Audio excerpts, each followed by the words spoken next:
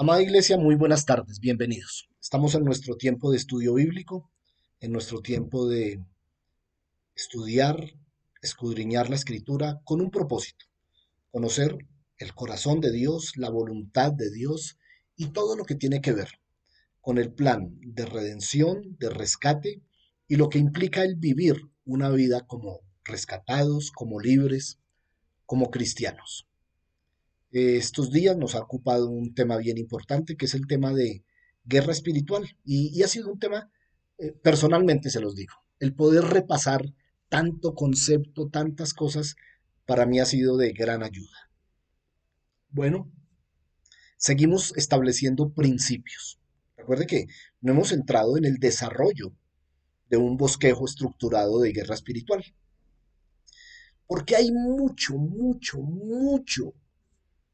que esculcar bíblicamente en lo que tiene que ver con guerra espiritual. Hemos hablado de cosas bien interesantes y ya que las tocamos, ya que las sacamos al aire, pues hay que indagar bien.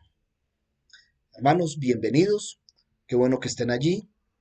Les pido que tengan listas sus Biblias, sus cuadernos de apuntes. Esto ya saben queda grabado. Si quieren estar pendientes solo de la grabación y luego poco a poco desde nuestro canal de Exam YouTube poder ya tomar notas, téngalo allí. Va a ser para ustedes un- una herramienta muy buena para la hora que ustedes quieran hablarle a otros acerca de estos temas que son tan importantes y sobre todo tan de la vida diaria. Quiero comenzar poniendo todo este tiempo en las manos del Espíritu Santo. Él estaba desde el principio de la creación. Recuérdelo allá en Génesis 1.1, 1.2, en el 1.27, en el 1.4. El Espíritu Santo estuvo allí. El Espíritu Santo es Dios y como Dios que es, pues también existe desde la eternidad pasada hasta la eternidad futura. Él inspiró toda la Biblia. Bueno, ahora necesitamos que nos la revele. Él la inspiró en el idioma de Él. Nosotros necesitamos entenderla en el mismo idioma de Él, el idioma del Espíritu. Oremos pues.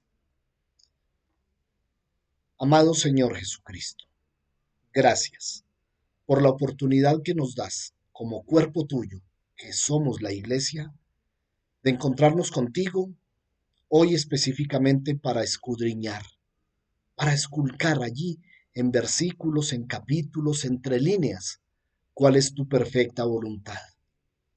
Señor bueno, hoy estamos dispuestos, nuestros corazones abiertos, nuestros oídos y ojos abiertos, nuestro entendimiento muy apercibido para todo lo que tienes para nosotros hoy. Padre bueno, no dejes de inquietarnos acerca de lo que vamos a hablar hoy. Somos responsables de lo que hoy aprendemos. Somos responsables de lo que hoy recibimos. Nuestra misión es de lo que recibimos dar, de lo que tenemos entregar. Padre bueno, que esta no sea una enseñanza más, una lección más, sino que sea alimento para el espíritu, para seguir creciendo en esta vida espiritual que hemos emprendido. Gracias, mi buen Señor. Aleluya. Amén. Gracias, Señor. Amén.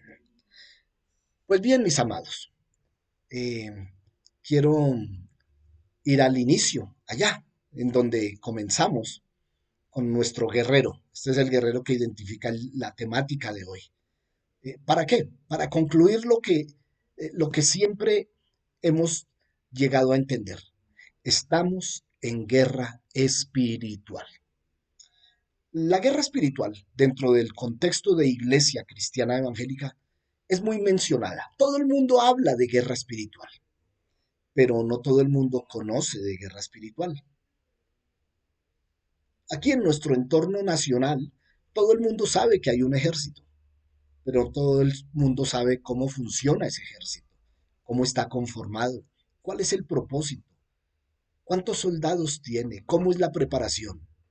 Bueno, Eso pasa en la guerra espiritual. Todo el mundo dice conocerlo, pero hasta no conocer específicamente lo que tiene que ver con el enemigo, con las estrategias, con nuestra propia identidad como guerreros espirituales. Tenemos que entenderlo. Yo personalmente, que fui un soldado, yo entré al ejército en enero de 1980, pero en febrero yo no estaba en el monte con un fusil disparando. No, no, no, no, no, no, no, no, no. Tuvieron que pasar muchos meses para que yo llegara a empuñar un arma e ir a las zonas de combate. Muchos meses, más de 6 meses. ¿Por qué? Porque la responsabilidad que requiere un comandante de un ejército es la preparación óptima de cada uno de sus soldados.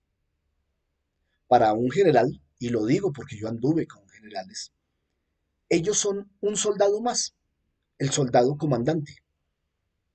¿Por qué? Porque necesita identificarse con que todos estamos peleando la misma guerra, tenemos el mismo enemigo, seguimos el mismo propósito, y entonces se tomaron 6 meses de instrucción para hablarnos del enemigo, de todo lo que implicaba aquel contra el que íbamos a poner en riesgo nuestras vidas.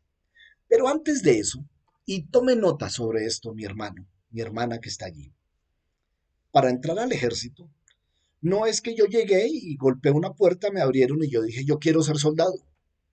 Yo de hecho soy voluntario, eso sí. Y entonces cuando yo fui como voluntario, me pidieron los documentos, verificaron que yo fuera mayor de edad y entonces, una vez verificado, me pasaron al examen médico y psicológico. En el examen médico me hicieron exámenes de todo.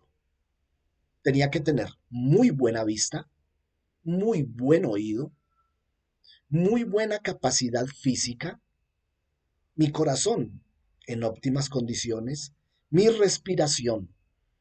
Revisaron mi dentadura, revisaron mis pies. Después de ese examen me pasaron al examen psicológico, averiguaron mis antecedentes, de qué familia venía, cuáles pudieron haber sido mis traumas de niñez, cuánto había estudiado. Es decir, fue un estudio minucioso. Y en la medida en que me hacían los exámenes, ponían un sello, aprobado, pasa al siguiente, aprobado. Cuando ya estuve absolutamente examinado y elegido como óptimo, como excelente, entonces ahí sí pasé a ser parte de los conscriptos regulares, es decir, de los que ya quedaban como soldados, reclutas, que es un soldado nuevo, para empezar el periodo de formación. ¿Qué quiere decir? Y el principio es este. Todo aquel que va a la guerra tiene que estar absolutamente sano. Escúchelo, sano, física y psicológicamente. ¿Por qué? Físicamente, pues, ni hablar. Por ejemplo, muchos de los que se presentaron conmigo aparentemente se veían muy bien, pero cuando hicieron examen visual, vieron que tenían miopía, astigmatismo y todos los problemas de visión. No, no sirve. Los que tenían pie plano, las jornadas de caminar, nosotros caminábamos en el entrenamiento desde Puente Aranda hasta Mosquera. Nos íbamos caminando por la vía del ferrocarril. 3 horas de caminata. Con pie plano, a los 20 minutos la persona está absolutamente cansada. Y entonces, los que tenían pie plano, los que tenían... no sirven. Tienen que estar sanos. Entiéndanlo, sanos. Entonces, yo le digo hoy, hermano, ¿está su vida espiritual sana?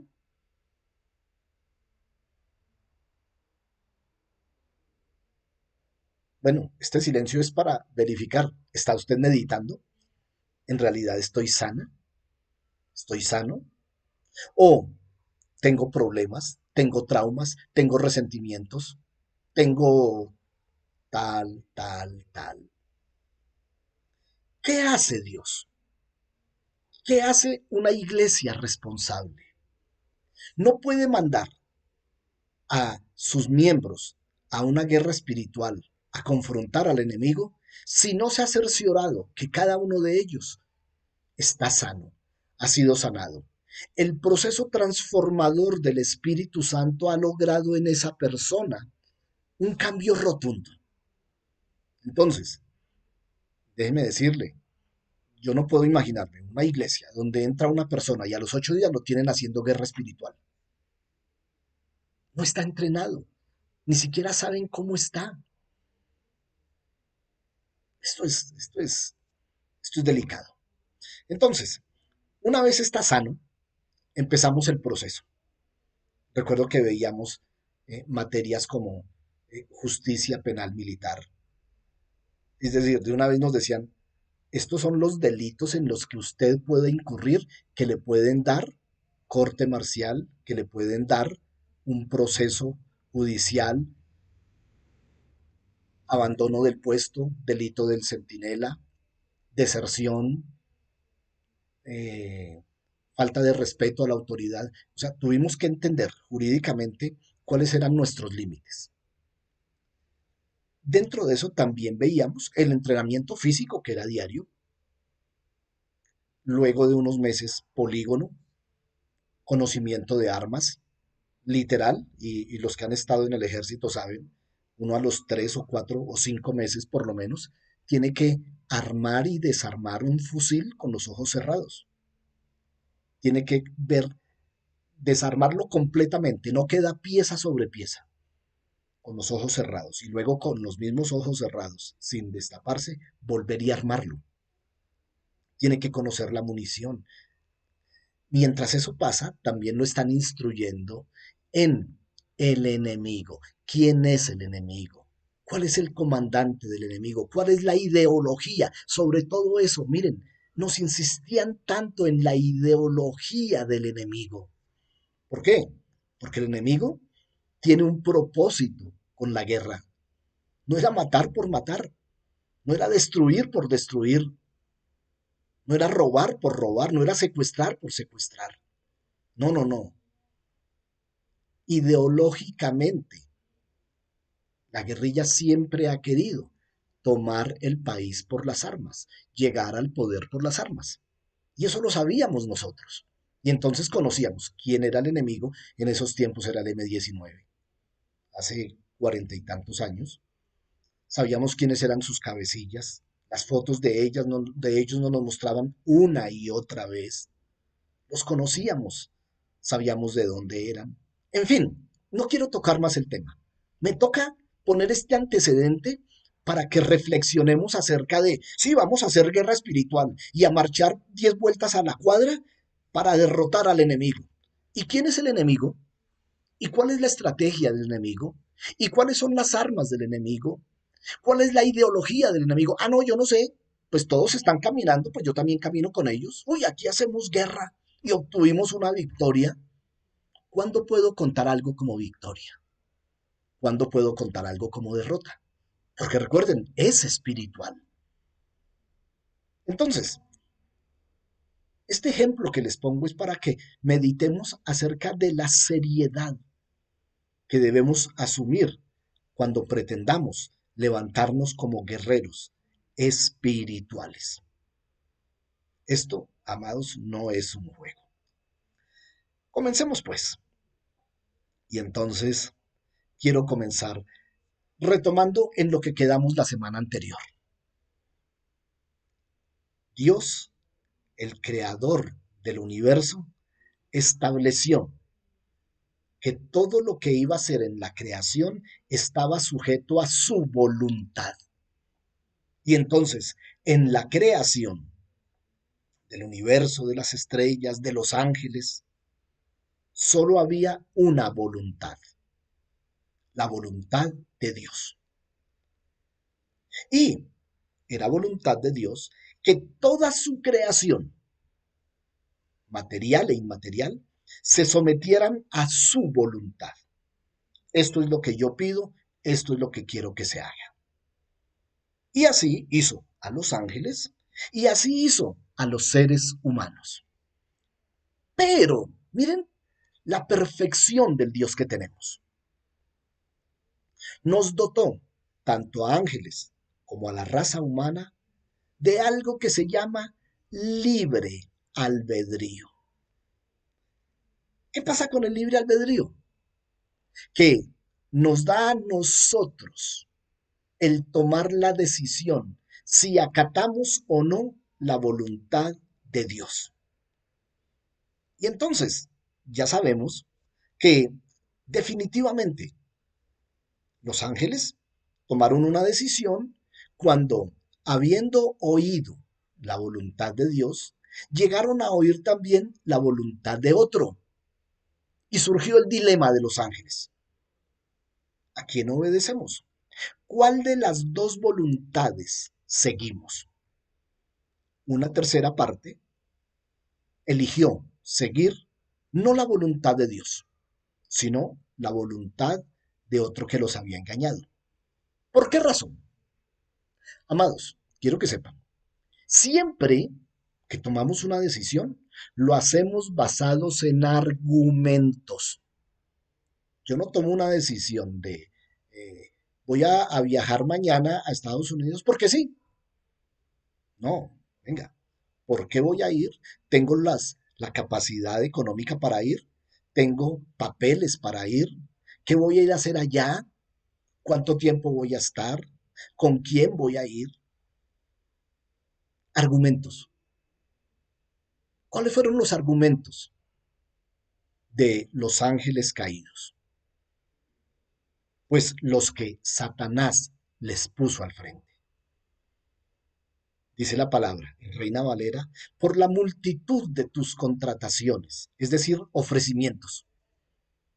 Porque el argumento de Satanás para desobedecer a Dios e imponer su voluntad, su criterio propio, es que él quería ser como Dios, tener un trono en lo alto, que le rindieran adoración, pero sobre todo, establecer una voluntad paralela a la de Dios.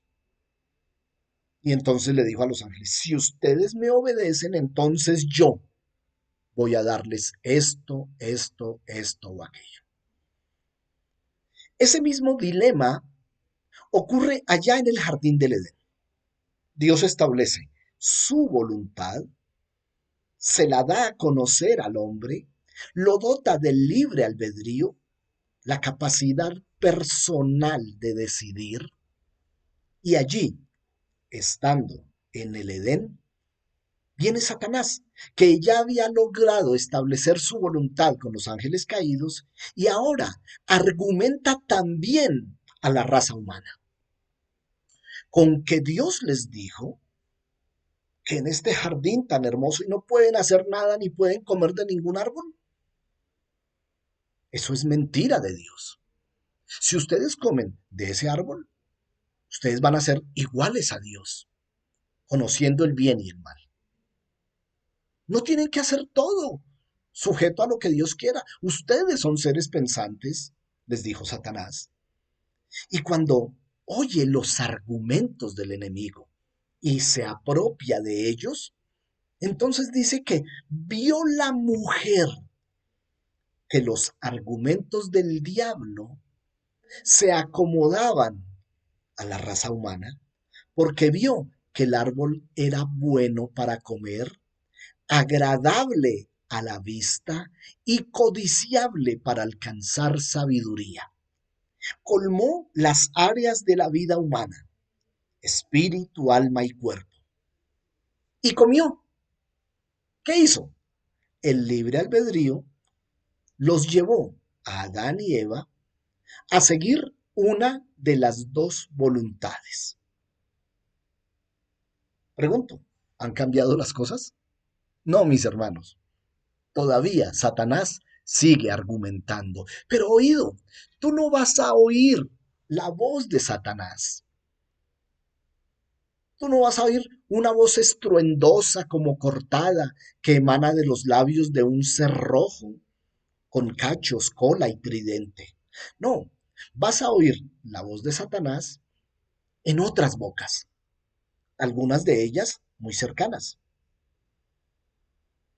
El mundo lo que hace es amplificar la voz de Satanás. Lo que ofrece el mundo en los medios, en las redes, en la tele, en el cine, en todo lo de hoy, es la amplificación de la voluntad de Dios llena de argumentos para que el hombre tome su decisión, porque todavía tiene libre albedrío. Satanás no se podía meter con el libre albedrío del hombre, porque es la dotación que Dios le dio. Y entonces el hombre, por ese libre albedrío que Satanás usó para alejarlo de Dios, ahora Dios usa ese libre albedrío para que las personas que oigan el mensaje de salvación, no obstante, estén en el mundo y sean esclavos de Satanás y de sus huestes de maldad, también argumenten y tomen su propia decisión. Así como el argumento de Satanás convenció a los ángeles y cayeron, convenció a Adán y Eva y cayeron, también el argumento nuestro, el mensaje de salvación, las buenas nuevas, deben ser tan sólidas para que las personas piensen en esos argumentos y por el libre albedrío tomen su propia y personal decisión por Cristo. Y entonces, ahora la voluntad que seguimos es la voluntad de Dios, como al principio. La pregunta es, ¿conocemos a Dios? ¿Conocemos la voluntad de Dios?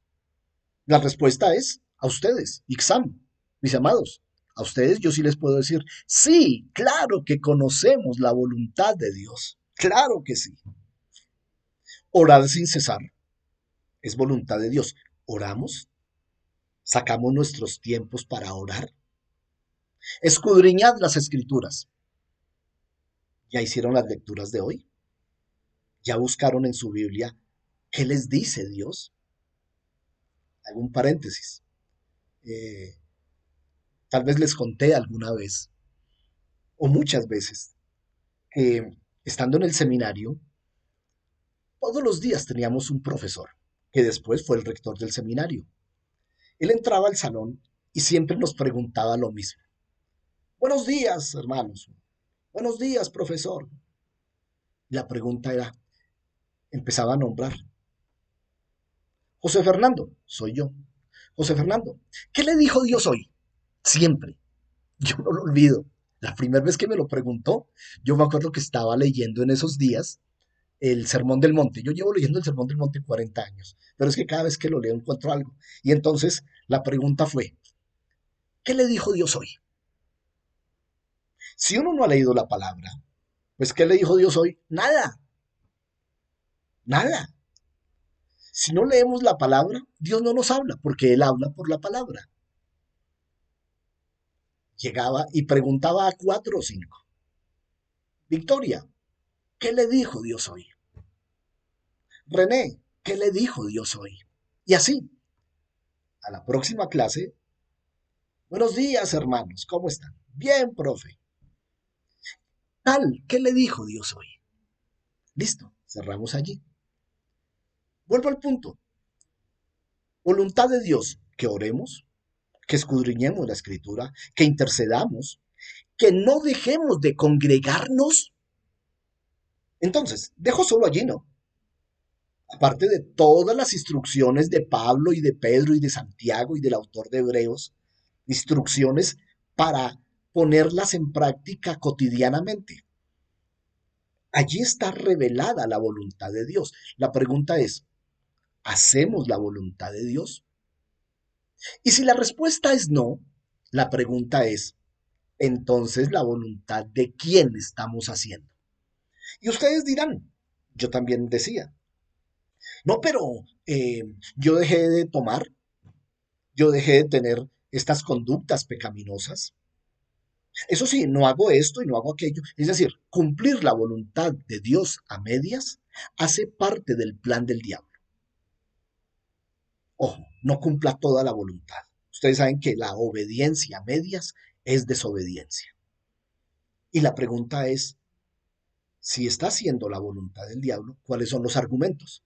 Y usted se va a dar cuenta que los argumentos del diablo los pone en su mente uno de los campos de batalla en la guerra espiritual, y usted, mi hermano, y yo los esgrimimos para coger la voluntad de Dios, tacharla, ponerla al lado y hacer lo otro. ¿Por qué no oró hoy?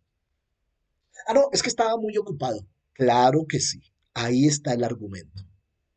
Y entonces usted cuenta las horas del día, quitando las horas en que duerme, de las 24 horas, quítele 8 horas. Son 16. De las 16, quítele 2 de tiempos de comida. Le quedan 14. De las 14, quítele 2 del transporte al trabajo o al estudio. Le quedan 12. ¿Será que de esas 12 horas no le quedaron 20 minutos o 30 para orar? Porque es que esa es la voluntad de Dios. El argumento siempre estará. ¿Por qué no lee la palabra? Ah, no, no, no. Lo que pasa es que siempre uno de los argumentos siempre será la falta de tiempo. Por eso la Biblia en tantas porciones nos llama desde el Antiguo Testamento. ¿Lo recuerdan allá? Salomón, en el Eclesiastés, capítulos 2 y 3. Hay horas para todo. ¿Por qué no lo hacemos? Congregarnos. ¿Por qué razón ya fijamos un patrón de intermitencia para congregarnos? Amados, yo no les estoy reclamando.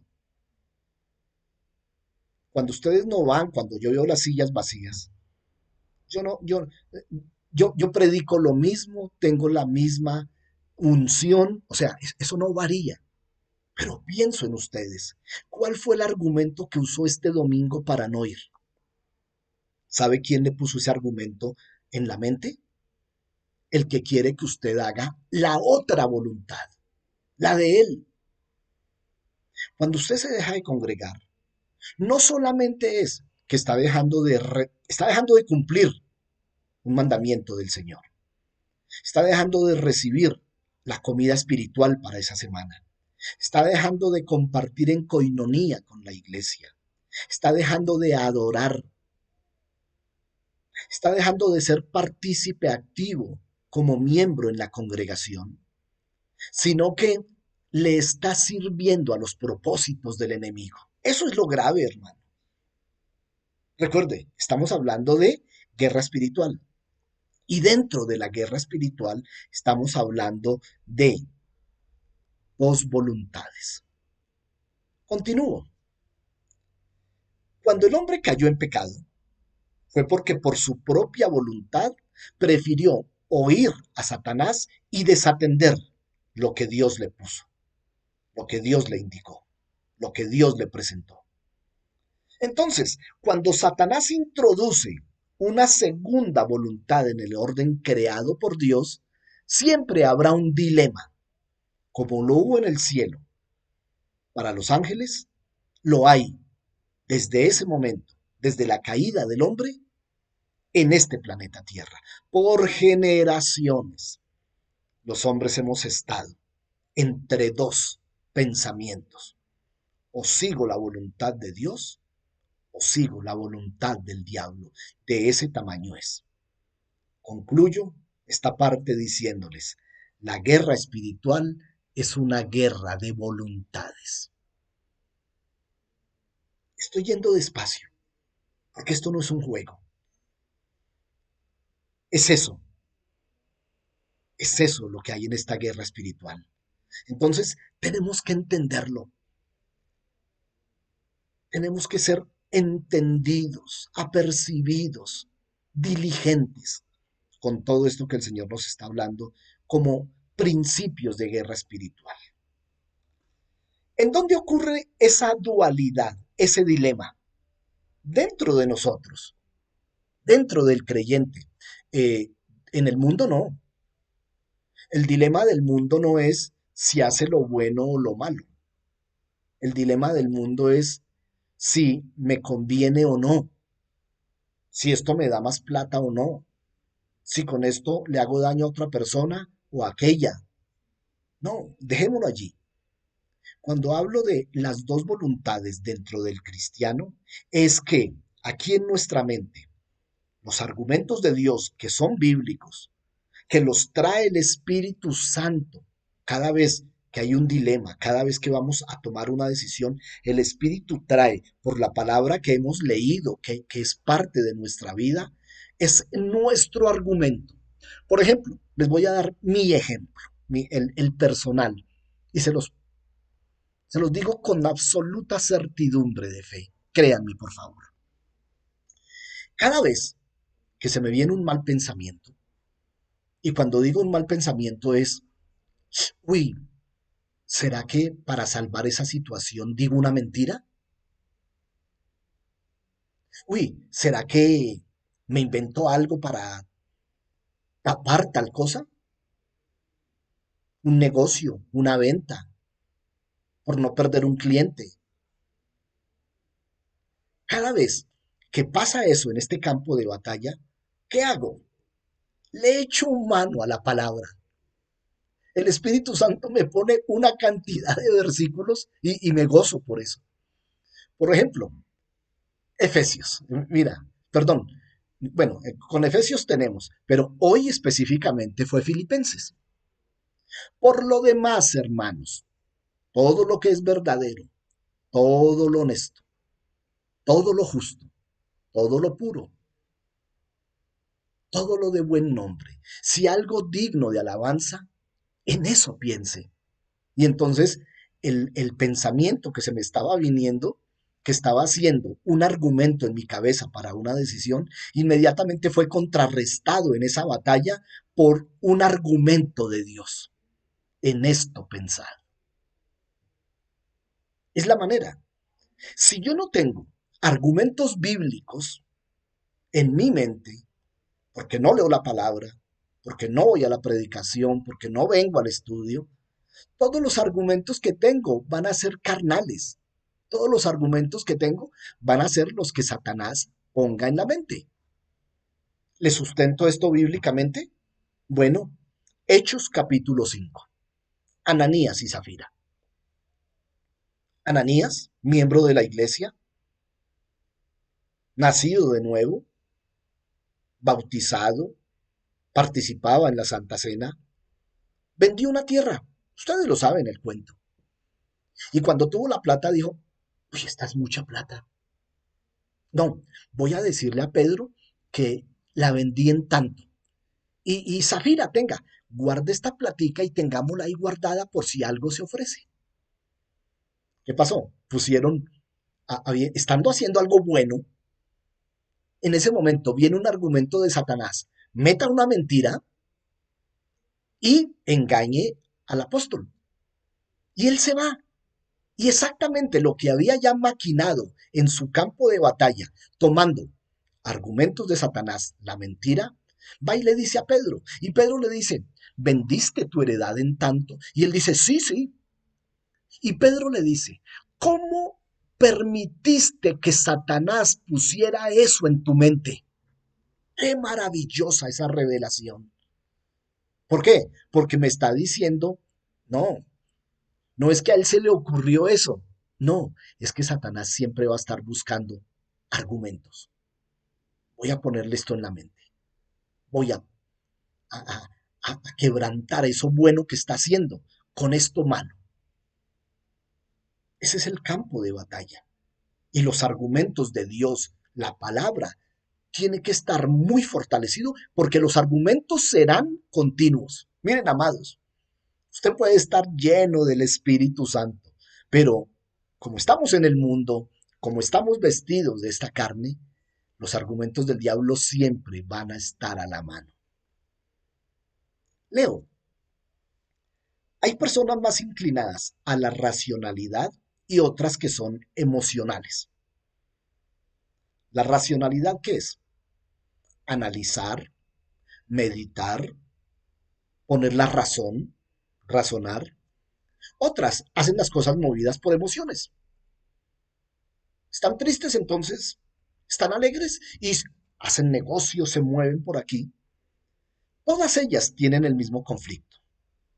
Sea que la voluntad se mueve por deseos o por razonamientos, en ambos casos, a la vez, siempre se opone otra voluntad más fuerte, la del pecado que habita en él. Esto es de cristianos, ¿no? ¿En nosotros habita el Espíritu Santo? Sí. ¿Somos templos de Dios, morada del Espíritu Santo? Primera de Corintios 3:16. Sí. Pero este cuerpo que nos reviste es un cuerpo carnal, imperfecto, irregular. Estos sentidos que nos conectan con el mundo exterior son imperfectos. Las emociones que hacen parte de nuestra alma son volubles, son cambiantes. Y entonces, el pecado que habita en la carne no es que ocupe el lugar del Espíritu Santo. No, amado, el Espíritu Santo está allí. Pero esta carnalidad, Pablo dijo, hasta que no nos levante el Señor, este cuerpo corruptible no va a ser cambiado en incorruptible, sino cuando estemos subiendo hacia el cielo. Entonces, Pablo decía, allá en Romanos capítulo 7, el 19 y 20, que hemos leído mucho los capítulos 6, 7 y 8. Son de pura guerra espiritual. Nunca los han tenido así. ¿Qué dice Pablo?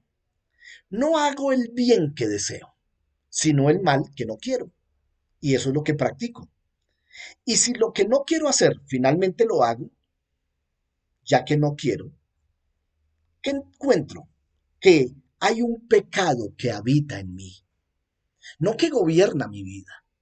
Es decir, siempre hay argumentos ahí en la cabeza, siempre, para que nuestras decisiones, como se argumentan, yo aquí paro y digo, voy a hacer un balance de mis decisiones cristianas del último mes, las decisiones de agosto, el mes que pasó.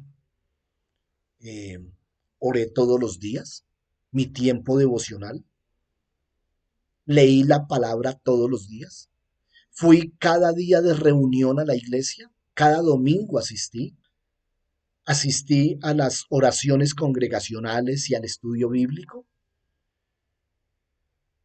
Y entonces, usted haga su propio balance. Yo tengo el mío. La pregunta es, si estoy fallando, ¿qué está pasando?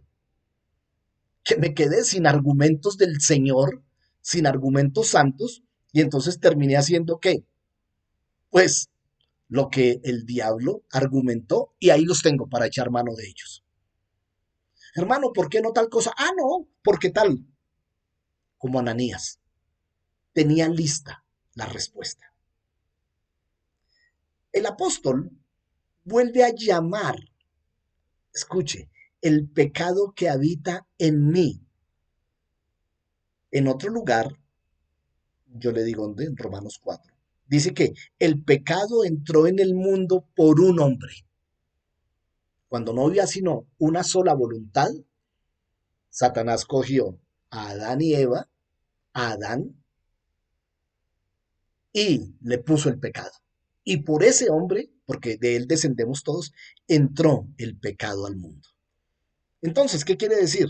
Que el pecado, amados, el pecado no hace parte de la creación del hombre, del ser humano. Dios no hizo al hombre pecador, porque lo hizo a su imagen y semejanza. Y Dios es santo, hizo al hombre santo, pero Satanás le puso allí el pecado al primer hombre y de ahí en adelante a toda la raza humana. ¿Qué quiere decir eso? Que esta naturaleza santa que teníamos fue pervertida en una naturaleza caída a través del que introdujo el pecado. Propósito, que de aquí en adelante Adán, usted, sus hijos, nietos, bisnietos y todas las generaciones van a ser mi voluntad. Y, escuchen esto, desde ese día hasta que Cristo murió y resucitó, el gobierno de Satanás tuvo toda autoridad en la raza humana. Porque con la consumación de la obra redentora de Cristo, lo que hizo fue que le quitó el poder que tenía. Y entonces usted y yo, mi hermano, rompimos con eso que empezó allá en el Edén. Y ahora estamos recobrando la naturaleza humana al modelo del hombre antes de la caída. Por eso allá en Filipenses capítulo 1, versículo 8 dice, el que comenzó en ustedes la buena obra, la perfecciona día a día. Cada día volvemos a ganar la naturaleza divina, pero vestidos de carne. Y en la medida en que somos perfeccionados, más argumentos de Dios llegan a nuestra mente, llegan a nuestra cabeza. Tenemos más elementos de juicio, más palabra de Dios para echar por el piso las mentiras del diablo. El propósito de conocer un versículo, de aprendérselo, no es, ustedes saben, yo a nadie cuando entran, yo no imagino a Pedrito que siempre se para en la puerta pidiéndole la lección del versículo de la semana y cada uno de ustedes recitándolo allá. No, no, no, no es así. Esos versículos, usted los tiene en su mente, son las armas. ¿Recuerdan allá en Efesios en el capítulo 6 cuando habla del arma de ataque, de la espada del Espíritu, que es la palabra? Si usted no lee la Biblia, si no la aloja en su mente para que dé argumentos a la hora de decidir si va o no a la iglesia, si ora o no, si lee la Biblia o no, usted está desarmado. Y en una guerra, si usted va a pelear sin arma, déjeme decirle, mi hermano, ni siquiera está derrotado. Usted no existe como guerrero espiritual. No sé si le sonó muy duro, pero es que esa es la realidad bíblica, hermano, mi hermana.